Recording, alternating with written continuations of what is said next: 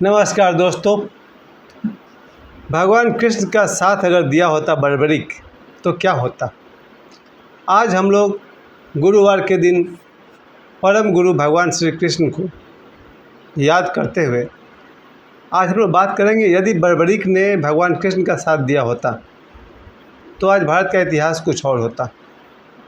प्यारे दोस्तों, आज गुरुवार है और आज के दिन मैं किसी न किसी सद्गुरु से, परम गुरु से आप सभी का परिचय कराता हूं। लेकिन भगवान कृष्ण किसी परिचय के मोहताज नहीं है और बर्बरीक भी किसी परिचय का मोहताज नहीं है।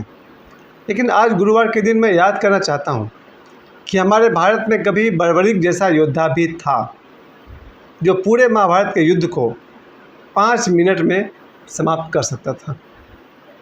बर्बरीक एक ऐसा योद्धा था पूरे महाभारत काल में, जो पूरे महाभारत की 18 दिन के लड़ाई को 5 मिनट में समाप्त कर सकता था। प्यारे दोस्तों, आज के दिन, गुरुवार के दिन, हम लोग अपने भारत के उन गौरवमयी दिनों को याद करते हुए मैं कहना चाहता हूं कि अगर महाभारत एक काल्पनिक कथा है तो भी, अगर महाभारत एक ऐतिहासिक घटना है तो भी, ये बात एक बहुत ही शानदार विषय है कि भगवान कृष्ण का अस्तित्व ऐतिहासिक है। आज भी उनका महल गुजरात में देखा गया है, द्वारिका का महल उनका सबूत है। और भगवान कृष्ण बहुत पुराने नहीं हैं, 5200 वर्ष पुराने हैं, यानी मात्र 5000 वर्ष पहले भगवान कृष्ण ऐतिहासिक पुरुष थे। उस ज़माने में जो भी युद्ध लड़ा गया, उस ज़माने में जो कुछ भी उनके महल थे, बहुत सारे निशानियाँ, और उससे भी 2500 साल पहले रामचरितमानस यानी रामायण का अस्तित्व था, जो कि आप सभी जानते हैं कि भारत और श्रीलंका के बीच जो राम सेतु है उसको आज भी देखा जा सकता है समुद्र के नीचे एक पुल को।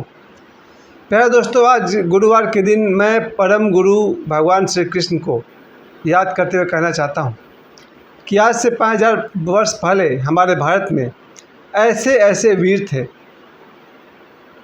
बचपन से आप देखिए, भगवान कृष्ण से तो बड़ा कोई हुआ नहीं, और आज के वीडियो के अंत में भी आप सभी जान पाएंगे कि सारे योद्धाओं के बावजूद भगवान कृष्ण से बड़ा कोई भी नहीं हुआ। प्यारे दोस्तों, भगवान कृष्ण के समय में जो कंस थे वो भी कोई मामूली नहीं थे, बहुत ही बड़े शूरवीर कह सकते हैं, शक्तिशाली कह सकते हैं। कंस कोई कमज़ोर व्यक्ति का नाम नहीं था, कंस बहुत ही शक्तिशाली थे। और भगवान कृष्ण के भाई बलराम, उनका भी कोई जवाब नहीं, उनका कोई मुकाबला नहीं, क्योंकि गदा के युद्ध में बलराम दुर्योधन के गुरु थे। इसका मतलब ये हुआ कि उस ज़माने में जितने भी योद्धा थे, बलराम बहुत ही शक्तिशाली। भीम, सभी जानते हैं कि भीम जैसा गदाधर, अतुलनीय योद्धा, शक्तिशाली। अर्जुन जैसा धनुर्धर। देखिए, भारत के इतिहास में ऐसे ऐसे वीर पुरुष हुए हैं कि मुझे आश्चर्य होता है कि इन वीरों के जाने के बाद कैसे हमारे देश पर मुग़लों ने आक्रमण कर दिया। मुझे आश्चर्य होता है कि इस देश में जहाँ कभी भीष्म पितामह जैसे योद्धा हुए, कभी कर्ण जैसे महारथी हुए, उस देश पर अंग्रेज़ों ने कैसे हमला करके 200 वर्ष तक गुलाम करके रखा। आज हम लोग रामायणकालीन बात नहीं करेंगे, आज हम लोग महाभारतकालीन बात करेंगे। रामायण की बात किसी और दिन करेंगे। महाभारत में जितने भी बड़े बड़े वीर हुए हैं, याद कीजिए, ओशो कहते हैं अपने प्रवचन में कि महाभारत के समय में ऐसे ऐसे योद्धा मारे गए कि अगर वो आज होते तो हमारे भारत की तकदीर कुछ और होती। आप देखिए, द्रोणाचार्य जैसे गुरु, जिन्होंने अर्जुन को शिक्षा दी, और भी बहुत सारे उनके विद्यार्थी थे, एक बहुत बड़े योद्धा थे द्रोणाचार्य। उनका बेटा अश्वत्थामा, आप सभी जानते हैं, अश्वत्थामा एक अमर सिद्ध है, सिद्ध भी कहेंगे क्योंकि अब वो साधारण व्यक्ति नहीं है। अश्वत्थामा जैसे वीर जिन्हें कोई भी नहीं मार सकता था।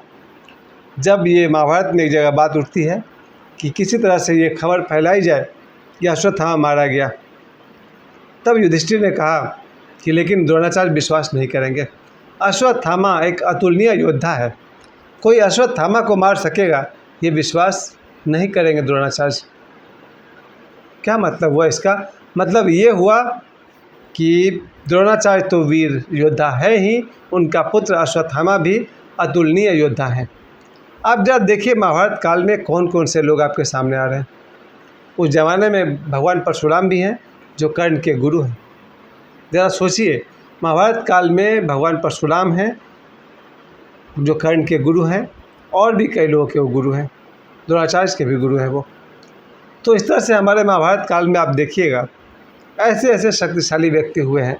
यहाँ तक कि दुर्योधन भी भले ही खलनायक की भूमिका में है तो शक्तिशाली।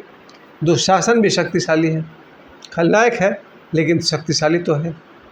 उस ज़माने में जितने भी लोग आपको दिखाई पड़ रहे हैं महाभारत के युद्ध में, चाहे वो पांडवों की तरफ से युद्ध किए हों, चाहे वो कौरवों की तरफ से युद्ध किए हों, सारे के सारे इतने शक्तिशाली हैं कि उस ज़माने में महाभारत के युद्ध में देखा जाए तो महाभारत के युद्ध के अंत तक हमने इन सारे योद्धाओं को खो दिया।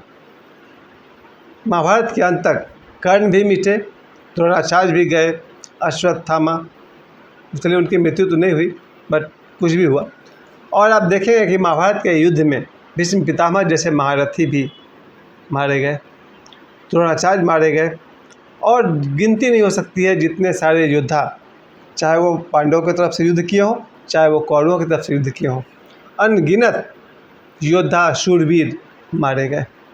प्यारे मित्रों, आज के वीडियो में हम लोग उन्हीं वीरों में से एक वीर की बात उठाएंगे, बर्बरीक। आज के वीडियो का विषय है बर्बरीक। इसके अलावा मैं महाभारत के युद्ध में अभिमन्यु की बात करना पसंद करूंगा कि अभिमन्यु जैसा वीर नौजवान महाभारत के युद्ध में मारा गया। अगर अभिमन्यु आज होते या कुछ साल बाद तक होते तो क्या मजाल थी कि भारत हमारा गुलाम होता इन अंग्रेज़ों के हाथों, या मुग़लों के हाथों, या हुनों के हाथों। बहुत सारे बाहर के लोग आए और भारत को गुलाम करके इसके जो मूल आकृति को नष्ट कर दिया लोगों ने। अभिमन्यु है। और अब आइए भीम के तरफ से आइए। भीम का एक पुत्र हुए घटोत्कच। आप सभी जानते हैं घटोत्कच एक बहुत ही वीर योद्धा थे। एक बहुत सुंदर मीठी कहानी आती है जहाँ एक जगह पर भीम कहीं जंगल में भ्रमण कर रहे हैं और उन्हें एक बहुत विशाल काय एक नौजवान दिखता है जो कहता भीम को पकड़ लेता है और कहता है कि चलो मेरी माँ को आज एक आदमी की बलि चढ़ानी है। अब भीम सोचते हैं कि इस नौजवान को मार तो सकते हैं अभी का अभी, लेकिन ज़रा देख लें कि इसकी माँ कौन है, और ज़रूरत पड़ेगी तो और भी लोग हैं उनको भी साफ़ कर देंगे। और भीम ने उस लड़के को, घटोत्कच को, मारने के नियत से और उसकी माँ कौन है ज़रा जानने के नियत से उसके पीछे पीछे चल पड़े। और वो लंबा चौड़ा घटोत्कच भीम को पकड़ करके एक गुफा में ले गया जहाँ उसकी माँ पूजा कर रही थी। और उस लड़के ने आवाज़ दिया, कहा माँ माँ देखो मैं आदमी पकड़ के लाया हूँ, इसका बलि चढ़ा दो। जब घटोत्कच की माँ ने मुड़कर देखा तो भीम को देखी, उसने भीम के चरण स्पर्श किए और अपने पुत्र को कहा कि बेटा ये तुम्हारे पिताजी हैं। यानी कि घटोत्कच भीम का बेटा था। इस कहानी में आप देखते हैं कि जब भीम ने घटोत्कच को देखा उन्हें बड़ी खुशी हुई, गर्व हुआ कि मेरा बेटा इतना विशाल, इतना ताकतवर, इतना शक्तिशाली। घटोत्कच ने कहा कि समय आने पर मैं हमेशा आपके साथ रहूँगा। और भीम ने भी कहा कि अभी तो अपनी माताजी के साथ रहो, समय आएगा तो मेरे साथ हो लेना। उसी घटोत्कच का पुत्र हुआ बर्बरीक। ध्यान दीजिएगा, भीम का पुत्र यानी प्रपौत्र हुआ बर्बरीक। बर्बरीक का जन्म के पीछे तो बहुत सारी कहानी लोग कहते हैं, लेकिन आज मैं सिर्फ उनके चरित्र की बात कर रहा हूँ, उनके कैरेक्टर की बात कर रहा हूँ, उनके व्यवहार की बात कर रहा हूँ। बर्बरीक बचपन से ही भगवान कृष्ण का भक्त तो था ही, उनका स्टूडेंट भी था। बर्बरीक ने जितने युद्ध कलाएँ सीखी थी वो भगवान कृष्ण से सीखी थी। बर्बरीक को बचपन से आध्यात्मिक विचार का लड़का था। वो बचपन से मोक्ष पाने की चिंता में लगा रहता था। उसको हमेशा लगता था कि ऐसा क्या करे कि मोक्ष प्राप्त हो। और बर्बरीक ने बहुत सारी सिद्धियां प्राप्त की। कई देवी देवताओं को उसने प्रसन्न किया अपने तपस्या से, गणेश जी की साधना की, कौन कौन देवी का उसने साधना किया। और किसी देवी से साधना करके उसने 3 तीर प्राप्त किए, जो उसके तरकश में 3 तीर रहते थे। ये उसने वरदान स्वरूप प्राप्त किया। किसने? बर्बरीक ने। बर्बरीक के तरकश में 3 तीर हैं जो बहुत ही विशेष हैं। पहला तीर जब वो भेजेगा तो वो मार्क करके आएगा किन किन दुश्मनों को मारना है, और मार्क करके वापस आकर तरकस में प्रवेश कर जाएगा। फिर जब बर्बरीक दूसरा तीर निकालेगा तो जिन जिन को मार्क किया गया है उनको ये तीर मार करके वापस आकर के तरकस में घुस जाएगा। और जो तीसरा तीर है, अगर उसका इस्तेमाल बर्बरीक ने कर दिया तो पूरे ब्रह्मांड खतरे में पड़ जाएगा। यानी इस तरह से तीर बर्बरीक के तरकस में था। इतना बड़ा योद्धा कि जब उसे पता चला कि महाभारत में युद्ध चल रहा है तो उसने फैसला किया कि मैं इस युद्ध में भाग लूँगा, और उसे पूरा गर्व था, भरोसा था कि मैं पूरे युद्ध को एक दिन में समाप्त कर दूँगा, क्योंकि उसके पास जो तीर है वो एक बार तीर फेंकेगा, सभी दुश्मनों को मार्क करेगा, दूसरा तीर चलाएगा, सभी दुश्मन साफ, तीसरा तीर की ज़रूरत नहीं पड़ने वाली है। तो बर्बरीक इस भरोसे के साथ निकला कि मैं भीम का प्रपौत्र हूँ, भीम के पुत्र घटोत्कच का पुत्र हूँ, और मुझे युद्ध में कोई नहीं हरा सकता है, मैं पूरे युद्ध को एक दिन में समाप्त कर सकता हूँ। वो घर से अपनी माताजी को वचन देकर निकलता है कि माँ, जो कमज़ोर होंगे मैं उनका साथ दूंगा। यही वीक पॉइंट है जो बर्बरीक के अंत का कारण बना। बर्बरीक जब घर से निकलते हैं तो अपने माताजी से कहते हैं कि माँ, मैं युद्ध में हिस्सा लेने जा रहा हूँ और मैं कमज़ोर का साथ दूंगा। याद रखिए, कमज़ोर का साथ कोई देता नहीं है। मैं अपने बल पे कहता हूँ, कमज़ोर को सब लोग हीन दृष्टि से देखते हैं, थोड़ी दया करते हैं, कभी कभी भिक्षा दे देते हैं, लेकिन कमज़ोर का साथ अगर दुनिया में कोई देता है तो बर्बरीक। मैं आज के प्रसंग की बात कर रहा हूँ। आज भी 2023 में बर्बरीक एक ऐसे देव पुरुष है जो कमज़ोरों का साथ देते हैं। ये बात मैं बाद में कहूँगा। तो पहले मैं बता दूँ कि बर्बरीक चल पड़ते हैं महाभारत का युद्ध करने के लिए, और उनका इरादा है कि मैं कमज़ोर का साथ दूंगा और युद्ध एक दिन में समाप्त करूंगा। भगवान कृष्ण को पता चलता है कि बर्बरीक ने ऐसा प्रतिज्ञा किया हुआ है कि वो एक दिन में युद्ध समाप्त कर देगा और कमज़ोरों का साथ देगा। तब भीम उसको रास्ते में मिलते हैं, दोनों में बातचीत होती है, और बर्बरीक से पूछते हैं कहाँ जा रहे हो। बर्बरीक ने कहा, जा रहा हूँ, महाभारत में युद्ध चल रहा है, मैं युद्ध खत्म करने जा रहा हूँ और मैं युद्ध को एक दिन में समाप्त कर दूँगा। कृष्ण ने, कहानी कहती है कि वहाँ ब्राह्मण का रूप ले लिया था, और भी दो तरह की कहानी है, पर मैं यही कहूँगा कि कृष्ण ने कहा कि भाई इतना भरोसा तुमको क्यों है अपने ऊपर। बड़ा भरोसा तो ये है कि तरकस में 3 तीर है, मैं एक तीर से मार्क करूँगा लोगों को मारने का, दूसरे तीर से मार डालूँगा, और तीसरा तीर अगर मुझे सृष्टि को ख़त्म करना पड़े उसके लिए है। कृष्ण ने कहा, ज़रा मुझे सैंपल दिखाओ, कुछ करके दिखाओ मुझे। बर्बरीक ने कहा, बोलिए क्या चाहिए। और भगवान कृष्ण ने कहा कि इस पेड़ पर जितने पत्ते हैं सभी में एक तीर से छेद करके दिखाओ। बर्बरीक ने कहा, ये देखिए। उसने एक तीर निकाला और उसने तीर चलाया और सारे पत्तों में छेद करके वो तीर वापस उसके तरकस में घुस गया। कृष्ण देखते रह गए, बोले यार ये योद्धा तो ऐसा है कि जो हजारों पत्तों में एक साथ छेद कर सकता है, वो हजारों आदमी को एक बार में मार भी सकता है। इसमें कोई संदेह नहीं कि बर्बरीक युद्ध को एक दिन में समाप्त कर सकता है। तब भगवान कृष्ण ने कहा कि एक बात बताओ बर्बरीक, तुम युद्ध किसकी तरफ से लड़ोगे, पांडव या कौरव। बर्बरीक ने कहा कि मैंने अपने माताजी को वचन दिया है कि जो कमज़ोर होगा मैं उसका साथ दूंगा। अगर पांडव कमज़ोर रहे होंगे तो मैं पांडवों का साथ दूंगा, अगर कौरव कमज़ोर हो रहे होंगे तो मैं उनका साथ दूंगा। कृष्ण ने कहा, अगर कोई गलत हो और कमज़ोर हो तो बर्बरीक ने कहा, तो भी मैं उसी का साथ दूंगा। यहीं पर अंतर पता चलता है कृष्ण में और बर्बरीक में क्या अंतर है। कृष्ण ने सत्य का साथ दिया और बर्बरीक को सत्य असत्य की चिंता नहीं है। बर्बरीक असत्य का भी साथ दे देगा अगर वो कमज़ोर है तो। यही फ़र्क देखिए ज़रा यहाँ पर। बर्बरीक का सबसे वीक पॉइंट, बर्बरीक उसका साथ देगा जो कमज़ोर है, चाहे वो गलत ही क्यों नहीं हो। ध्यान दीजिएगा, आज के वीडियो बनाने का मेरा मकसद यही है कि बर्बरीक जैसा शक्तिशाली व्यक्ति एक पॉइंट पर वीक पड़ जा रहा, कमज़ोर पड़ जा रहा, कि वो सत्य का साथ देगा, ये ज़रूरी नहीं है वो कमज़ोर का साथ देगा, चाहे कमज़ोर गलत आदमी ही क्यों ना हो। तब कृष्ण ने कहा कि यहाँ तो गड़बड़ है। अगर बर्बरीक कौरवों का साथ देता है तो पूरे भारत का इतिहास ही पलट जाएगा। तो फिर वो बर्बरीक को उल्टे सीधे ढंग से समझाते हुए कहते हैं कि इस युद्ध में एक बलिदान की ज़रूरत है और यहाँ 2 ही आदमी हैं, 3 व्यक्ति हैं जिनका बलि देने से काम चल जाएगा। बर्बरीक पूछते हैं, भाई एक कथा है, इसकी सच्चाई से कोई ज़्यादा संबंध नहीं होनी चाहिए। कृष्ण कहते हैं कि युद्ध के लायक 3 ही आदमी है जिसका बलि चढ़ाया जा सकता है, या तो अर्जुन, लेकिन अर्जुन पांडवों तरफ से युद्ध कर रहा, या फिर मैं कृष्ण, मेरी बलि चलेगी, या फिर तुम बर्बरीक। बर्बरीक कहते हैं कि हे भगवान कृष्ण, आप मेरे गुरु हैं, मैंने सारा शस्त्र ज्ञान युद्ध कला आपसे सीखा है और शिष्य के होते हुए गुरु बलि चढ़ेगा, ये कैसे हो सकता है? मैं बलि चढ़ूँगा। और बर्बरीक अपना सिर काट लेते हैं और एक वचन मांगते हैं भगवान कृष्ण से कि मैं महाभारत के युद्ध को पूरा का पूरा देखना चाहता हूँ। और बर्बरीक ने अपना सिर काट लिया और अपने हाथों से सिर को उठाकर कृष्ण के हाथों में दे दिया।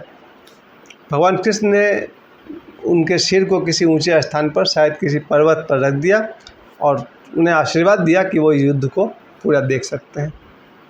बर्बरीक ने महाभारत का पूरा युद्ध देखा, युद्ध समाप्त हुआ और आप सभी जानते हैं युद्ध का अंत क्या हुआ था। युद्ध के अंत में कुछ युधिष्ठिर और अन्य जो लोग भी बचे हुए थे, उन सभी लोगों ने मिल कर के पूछा कि चलो हम सब बर्बरीक के पास चलते हैं और हम लोग बर्बरीक से पूछेंगे कि तुमने तो युद्ध का आदि से अंत तक देखा, तुमने युद्ध में क्या देखा और तुम्हारी दृष्टि में विजेता कौन है। ये प्रश्न युधिष्ठिर ने या भीम ने या अर्जुन ने, इन सब का ही प्रश्न था कि हे बर्बरीक, तुमने युद्ध को शुरू से अंत तक देखा, तुम्हारे नज़र में सर्वश्रेष्ठ योद्धा कौन है। बर्बरीक ने कहा कि मैंने पूरे युद्ध में सिर्फ एक ही को देखा, भगवान श्री कृष्ण को, उसके सिवा मुझे कोई भी नहीं दिखाई पड़ा। मेरी नज़र में भगवान कृष्ण के सिवा उस युद्ध में कोई था ही नहीं। जो कुछ हो रहा था वो कृष्ण कर रहे थे, वहाँ कृष्ण के सिवा कुछ था ही नहीं। इसलिए मेरी दृष्टि में एकमात्र विजेता है भगवान श्री कृष्ण। इस तरह से सभी लोग उनके उत्तर से संतुष्ट होते हैं कि बात तो सही है कि अगर महाभारत में कोई मैन ऑफ द मैच कोई है तो भगवान श्री कृष्ण है। और बर्बरीक वहाँ के बाद से उन्हें कुछ वरदान प्राप्त होता है और बर्बरीक को मोक्ष की इच्छा थी। एक जगह बर्बरीक कहते भी हैं भगवान कृष्ण के सामने, जहाँ उनका गर्दन काट दिया था, कि मेरी बचपन से इच्छा थी कि मैं मोक्ष प्राप्त करूं। और बर्बरीक अपनी दादी से पूछता था, ये दादी, मोक्ष प्राप्त करने का सबसे आसान रास्ता क्या है। बर्बरीक की दादी कहती थी कि मोक्ष पाने के लिए वैसे तो बहुत लंबी तपस्या करनी पड़ती है, मेडिटेशन करना पड़ता है, ध्यान करना पड़ता है, योगा करना पड़ता है, भक्ति करनी पड़ती है, लेकिन सबसे शॉर्टकट है अगर तुम किसी दिव्य पुरुष के हाथ से अगर मारे जाओ, जैसे भगवान राम हुए, अगर भगवान राम के हाथ से बाली मारा जाता है या रावण मारा जाता है तो उन्हें मोक्ष गति प्राप्त होती है। तो अगर तुम भी किसी भगवान राम के समान व्यक्ति से अगर मारे जाते हो तो तुम्हें मोक्ष प्राप्त होगा। बर्बरीक ने कहा कि मुझे मिल गया वो आदमी, मैं भगवान कृष्ण के हाथ से मरूंगा। दादी भी हंसने लगी, बोली कि लेकिन कृष्ण तुमको क्यों मारेंगे, भगवान कृष्ण किसी निर्दोष को नहीं मारते हैं। बर्बरीक ने अपने दादी से वादा किया कि मैं कृष्ण को इतना भड़काऊंगा कि वो मेरी हत्या करेंगे ही करेंगे। और जिस तरह से जब बर्बरीक अपना सिर काट करके देता है तो भगवान कृष्ण से कहता है कि ये मेरी ही चाल है, मैं चाहता ही था कि मैं आपके हाथों मरूं और मुझे मोक्ष प्राप्त हो। चलिए, इस तरह से बर्बरीक इस पूरे युद्ध के अंत में भगवान कृष्ण को मैन ऑफ द मैच घोषित करते हैं, है ना, the hero of the war, युद्ध के सबसे बड़े विजेता भगवान कृष्ण को घोषित करते हैं। और भगवान कृष्ण भी बर्बरीक को वरदान देते हैं कि आज के बाद से युगों तक कलयुग में तुम्हें मेरे नाम से जाना जाएगा। और बर्बरीक का नाम उस दिन से हो गया श्याम बाबा। और बर्बरीक श्याम बाबा के नाम से राजस्थान में समझिए देवत्व को प्राप्त किए। एक देवता है, एक ईश्वर है, एक भगवान है। और विशेष करके मैंने देखा है मारवाड़ी वर्ग के लोग श्याम बाबा की बहुत पूजा करते हैं। ये श्याम बाबा वही है जो महाभारत में बर्बरीक थे और आज भी उनका वही सिद्धांत है कि मैं कमज़ोरों का साथ दूंगा, चाहे वो सही हो या गलत हो, शायद ये बात भी हो, लेकिन आज भी श्याम बाबा की सबसे बड़ी विशेषता है कि कमज़ोरों का वो बहुत बड़ा सहारा है। प्यारे दोस्तों, आज गुरुवार को मेरी तरफ से बर्बरीक को, भगवान कृष्ण को तो 24 घंटे मेरे प्रणाम होते ही रहते हैं, मेरी तरफ से भगवान कृष्ण के साथ साथ बर्बरीक को अर्थात कलयुग के श्याम बाबा को बहुत बहुत प्रणाम। और मेरे जितने भी सब्सक्राइबर हैं 1750 सब्सक्राइबर, आप सभी को मैं कहना चाहता हूँ, आप कई देवी देवताओं की पूजा किए होंगे या करते होंगे। आज एक बार मेरे साथ साथ मेरे 1750 सब्सक्राइबर्स, आप सभी को बहुत बहुत धन्यवाद। और आप सभी आज मेरे साथ साथ भगवान बर्बरीक को यानी कि श्याम बाबा को प्रणाम कीजिए। भगवान श्री कृष्ण को प्रणाम, श्याम बाबा को प्रणाम। धन्यवाद।